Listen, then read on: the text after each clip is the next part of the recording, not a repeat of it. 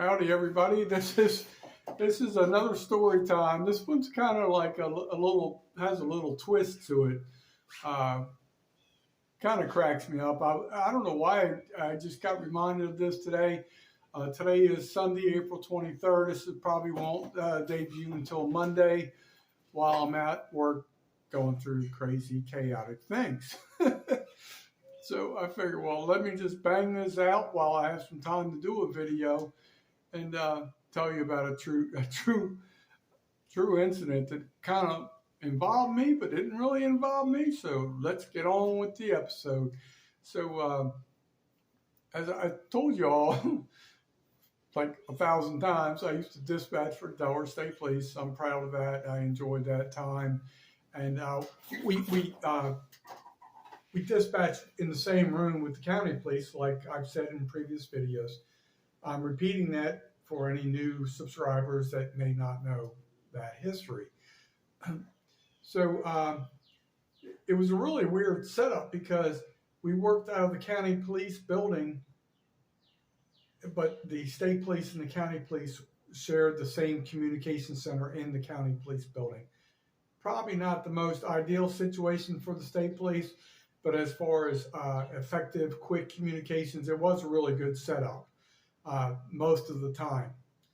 And so one of the officers used to come through all the time. He was like a sergeant for like a particular shift for the county police. Was a guy named Sergeant Snyder. I forget his first name. It might have been Stu or Stewart or something like that. I forget. But I know it was Sergeant Snyder. Real nice, seemed like a nice guy, and he would come through. Mostly just talk to the the county police side.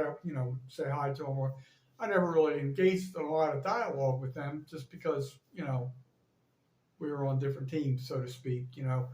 And anyway, my friend Ronnie that I told you about, the trooper who later became deceased. We were real good friends. And when I quit dispatching for the state police, it'd been in like 2 or 3 years, whatever. I forget how long it was, but I know it was a long period of time. And I reestablished communication with him, and he started saying something to me like it was kind of the weirdest damn thing, right? And apparently this had been a thing that happened like a while back that I didn't even know about, right? So I'm trying to get to the punchline here because this really ticked me off. And he says, yeah, he says, my buddy Ronnie, right? We used to live together. He was a dispatcher. I trained him. He went on to become a trooper. I lived with him when he was a trooper, like real good friend. I was right front and center when he was put in the ground when he got killed. And I'm like, he says to me, he goes, yeah, I heard you got arrested for taking out your girlfriend's windshield with a baseball bat. I'm like, what? Ronnie, what the hell are you talking about? I'm like, I have no idea. He goes, yeah. He goes, everybody knows about it. Everybody's been talking about it. I said, Ronnie, well, I certainly don't know what you're talking about because that was not me. He goes, yeah, everybody thinks it was you. And I'm like, well, okay. Well, I said, well, who was the arresting? He goes, I think it was Sergeant Snyder from the county police. I'm like, all right, well, that's all I need to know. And it was so funny because I remembered, I forget the exact order of how this happened, but I had a bank account at one time with a branch called WSFS. I think it was called Wilmington Savings Fund Society or something like that. But I remember I called there one day for something, and I said, hi, this is Gary Golden. And they're like, oh, hi, Gary, how are you?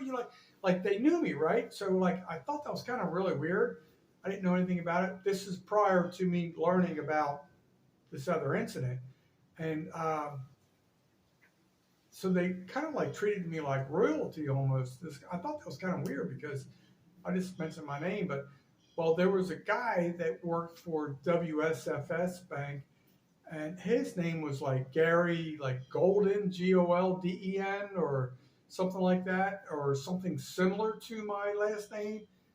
And I guess he was a younger fellow, and he did have a domestic problem with his girlfriend. Did take a baseball bat to her windshield, and proceeded to create total chaos.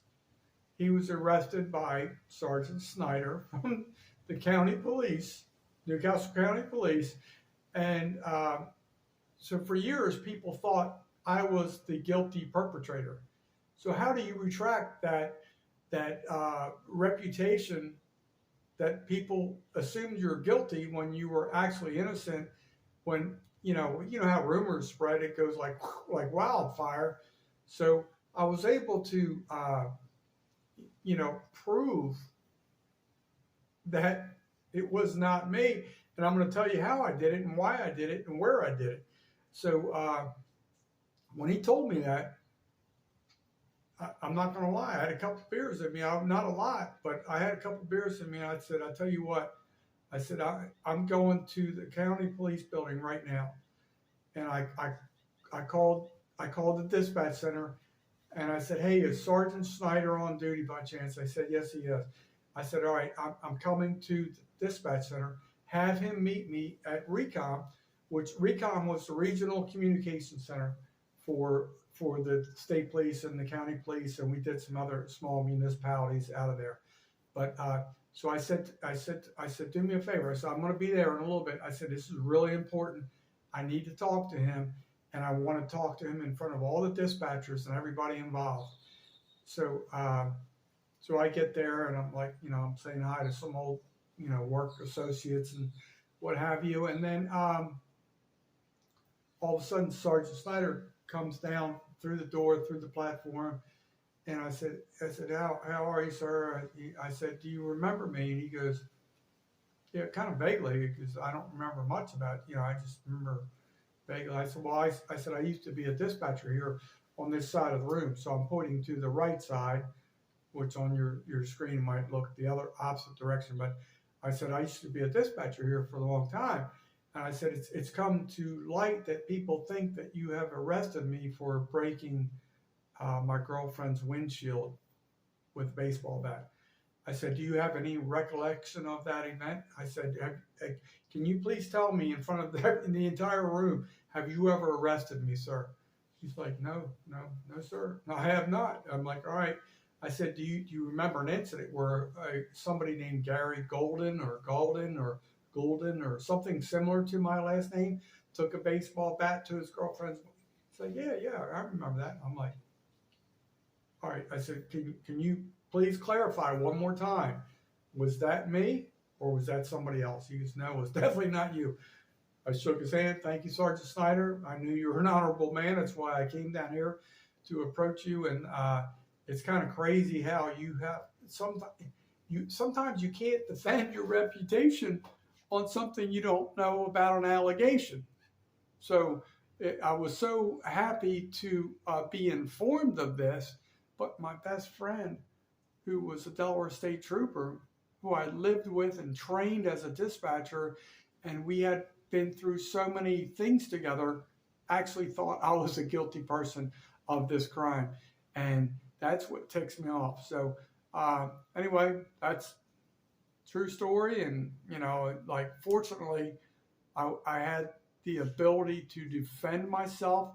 I know not everybody got the word that it was not me, but at least the arresting officer could,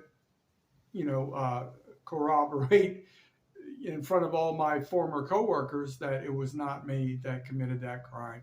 So anyway, you never know what's going to happen in your life, and it's crazy. If you don't know you're alleged to have committed a crime, you can't defend yourself from a crime. And I will say one more thing: a dead man cannot defend himself from allegations that happen after they're gone. So, if you ever hear BS when someone's deceased, just don't even pay attention to it, because a dead man can't defend themselves. So I'm going to leave you with that, folks. It's been almost 10 minutes. Remember, when you have time, say hi to a stranger and strike up a conversation.